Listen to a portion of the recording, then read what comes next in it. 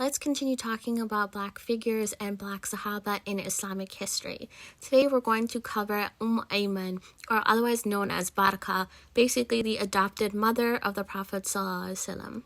Ayman worked as a servant to the Prophet ﷺ's parents, and when Amina was giving birth, she helped Amina give birth, and when Amina passed away, she also helped bury Amina and then bring the Prophet ﷺ as a child to his uncle and grandfather. The Prophet ﷺ thought highly of her. Even though he was an Arab man and she was a Black woman, he called her Ummi. He called her my mother. And when people asked about his relationship with her, he would say, she is my mother after my mother.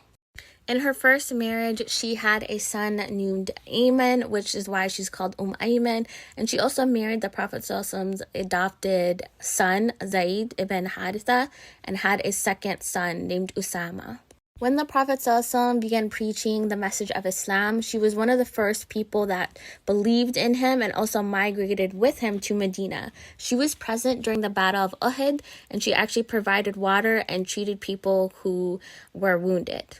She actually outlived the Prophet ﷺ despite being alive before he was born. And even after his death, Abu Bakr and Umar radiallahu anhum both continued to visit her because they wanted to remember the Prophet ﷺ in her presence. She played a major role in his life, being there from his birth and his death.